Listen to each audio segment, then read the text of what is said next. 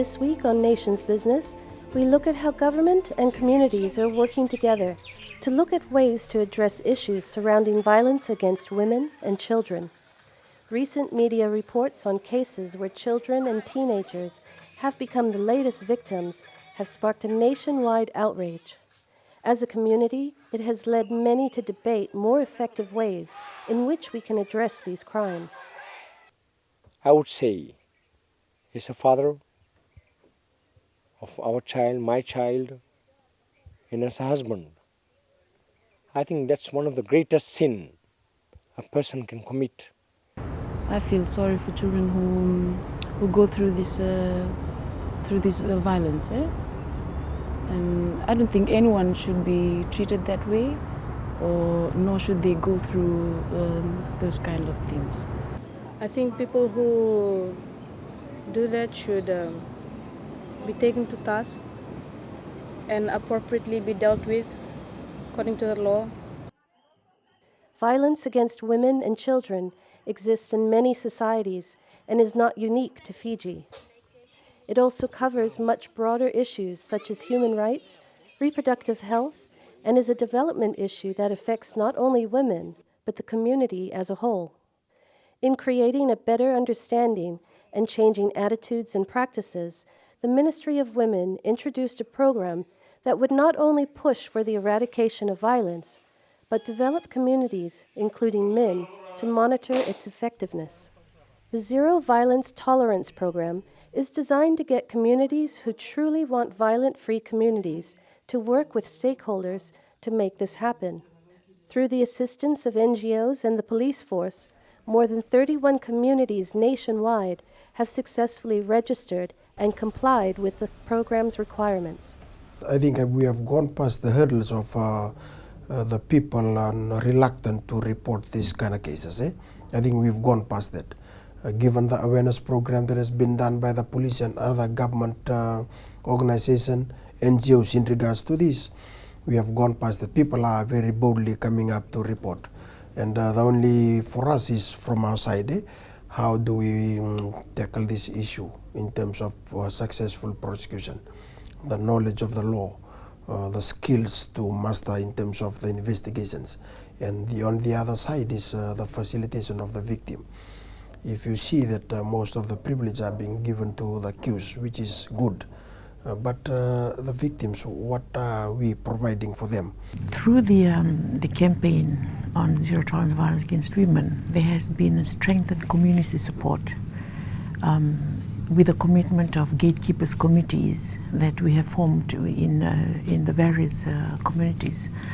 When you have gatekeepers committees that are there with at community level 24 hours a day, and we have advocates that victims of violence can approach for any assistance that they may need at any time of the day. The success behind this program is the close coordination between the police force and non-government organizations, or NGOs, with the aim of empowering women, men, and children through the human rights education, media campaigns, and community training of services to stop the spread of violence and sexual offenses against women and children. The most common perpetrator for children, they tell us, is a stepfather or an uncle or relative. It's not the stranger, but in rural areas, children do get frightened about going home. A recent survey conducted by the Fiji Women's Crisis Center found that almost half of all women living with violent partners have never spoken to anyone about it, and almost 4 out of 5 women have never sought help from any agency to deal with the issue of violence. It's only about 6% of people who go and seek help when they are violated in any way. We believe this is still the tip of the iceberg that we are seeing, but definitely what is encouraging is there is a lot more reporting than before. It's a global problem, it's a Fiji problem, and everyone is there. What race, religion, background, class, whatever, has nothing to do with it. It's about gender inequalities, and that exists everywhere. Though our research does show high numbers in the Itoke community and so on, it's also proportionate to the population. Less than 1 in 5 women go to the police or health center for help. Less than 1 in 10 women seek legal aid, social welfare, or religious leaders for help. And less than 5% ask for help from women's organizations. Acting Commissioner for Police, Senior Superintendent Rusiati Tundravu, says despite the challenges faced, it is important that we encourage women to come forward and report these cases and seek assistance. Our community policing team and the special team that is going around on awareness have been closely liaising with the government departments, and on this in regards to the women's network, and we can see that the awareness part of it is there on the ground, and this might have contributed to the people becoming confident to come out and report this matter to the police. So I can see that the working together of the police and other government organization is well in line with what we would like to achieve.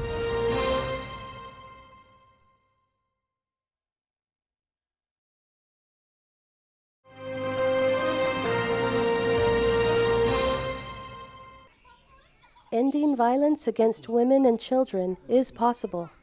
However, we must all work together in identifying areas where government and churches and NGOs can work together to provide support and guidance. We must also remember our individual responsibility. Warindo dono nga mendo bakasarata kina marama. Dare dare kimna marama kimu do endira ni kimu koko watu ya kimu molu na kimna marama. Kaya boleh bakarang do sakabi kimna marama. Dare de bakaram tai saranga bona marama. Bakatuli bakarang ni manu do bakazori tubira. Kaya kimu do sangato na sosong ni marama na sakaika. Malatan rambulan na liwikiman.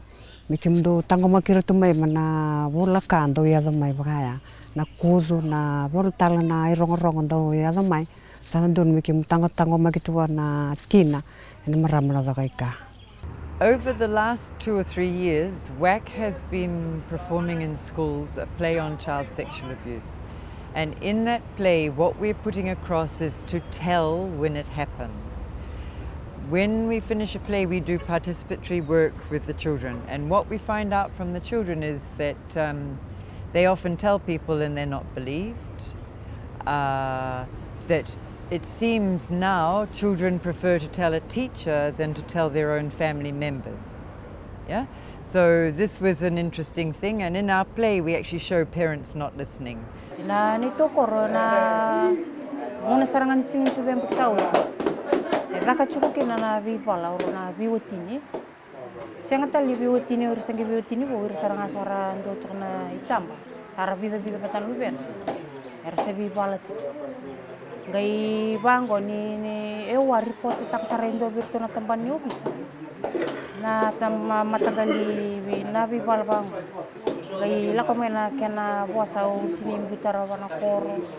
Ongi kani na ke mau ke tiko na marama mo ko patarang ngoni. Ena me maru chunga ba me ke mate nang ngoni se mate o tingon. Ena sinron ta kapara kina kana bon. Emburom na ni virtuna tabanyo sa tumbi kapara.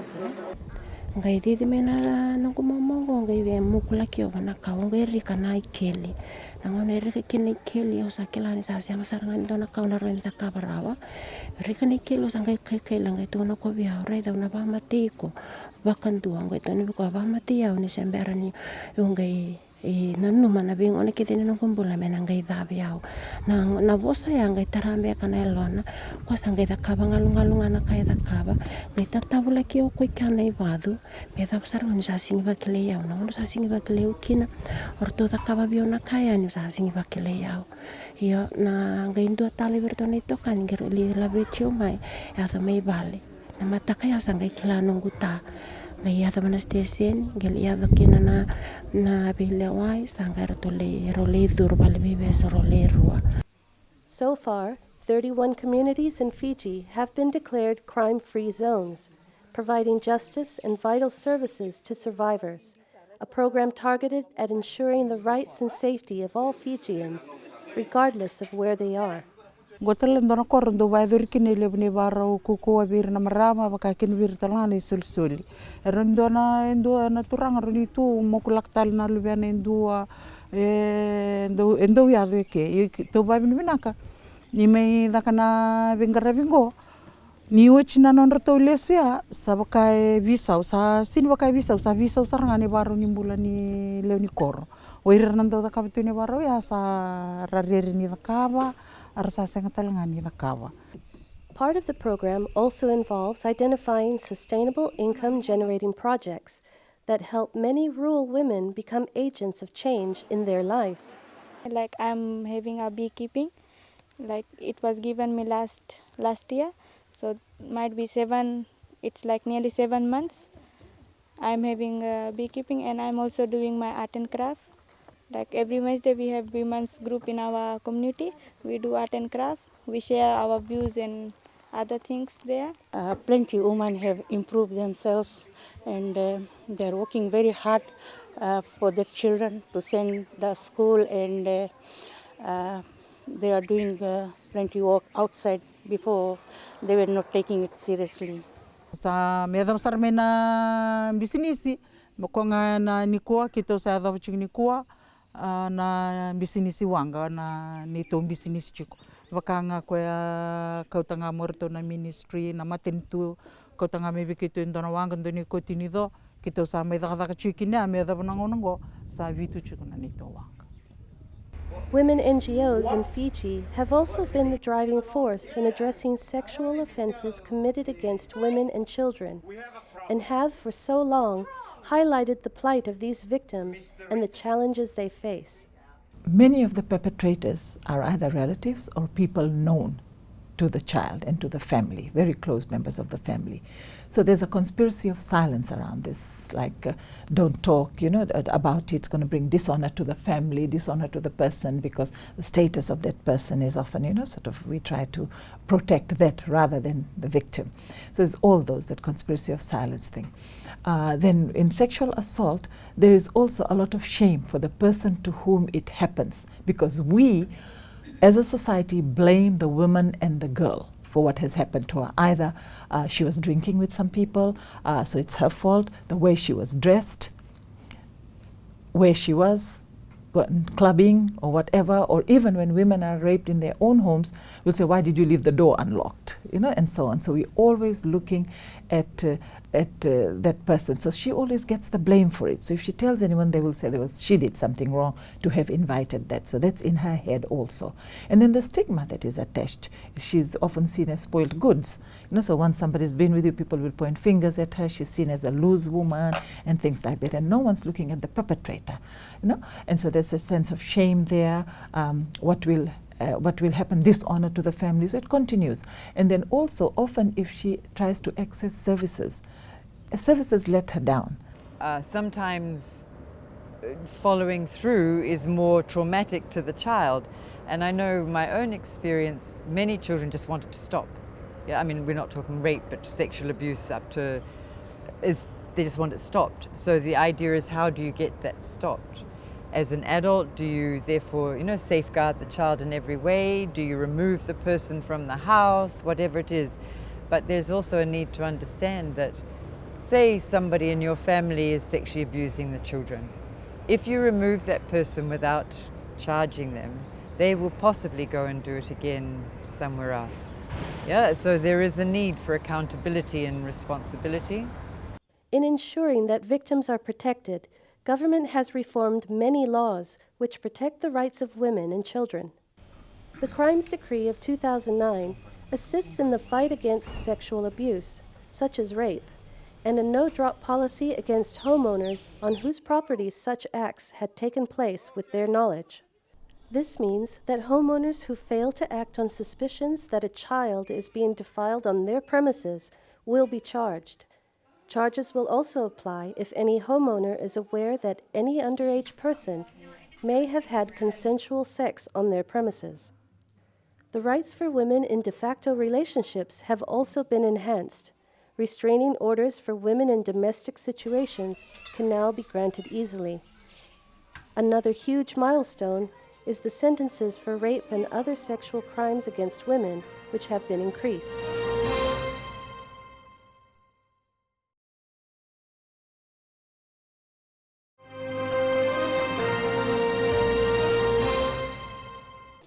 The success of the Zero Tolerance program is reliant on the willingness of communities to be part of this initiative. When a village is committed and selected, a gatekeeping committee is formed to keep a close watch on any form of violence against women or children. Committees are made up of church leaders, women, youth, and village leaders. The group then works with the police and the Ministry of Women, holding meetings to ensure that the safety of women and children are prioritized. In the communities that have declared zero tolerance, there has been a significant reduction in the reported cases, and women have become more resourceful in the way that they have tried to help their families with a loving husband. There has been an enhancement of the link between the communities and the agencies. For example, the police, the Department of Women, the NGOs that are working on violence against women program. And finally, there has been a public declaration of violence-free communities that have come on board in our Zero Tolerance campaign. The program has also seen changes in attitude amongst the men of these communities.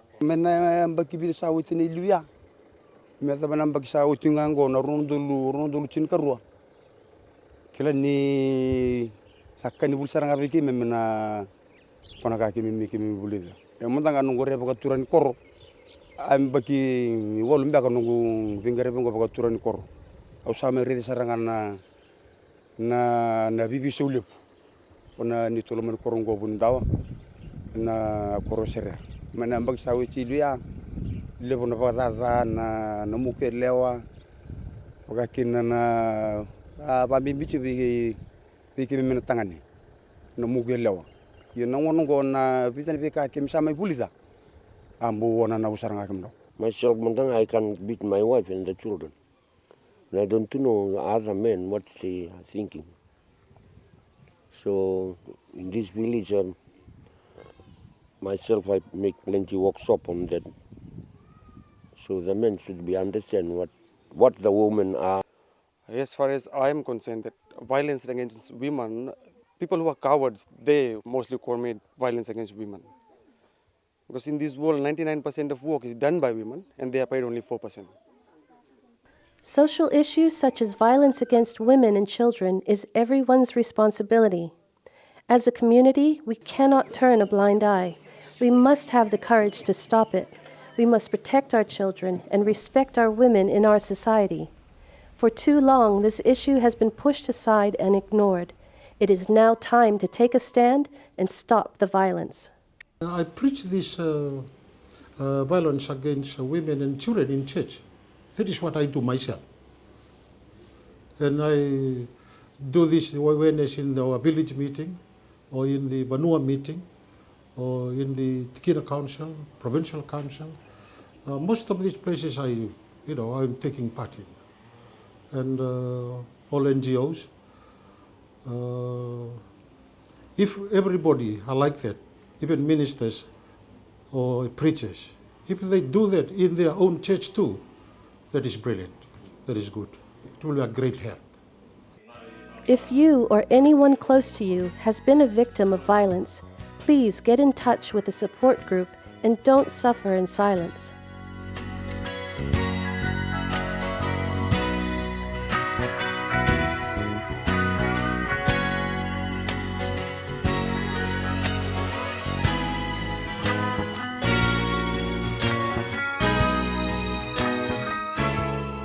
It's important that in order for us to closely monitor the issues surrounding women and children, we need to ensure that all efforts are made by all members of society to effectively address this. Fiji joins the world in the 1 billion and rising campaign against women and children. Rape is a reality, domestic violence is a reality, and as a young woman, I'm directly affected. My sisters are directly affected. My friends are directly affected.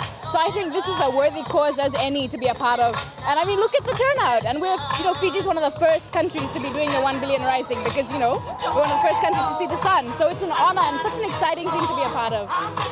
By saying no to sexual crimes against women and children, you can save a life.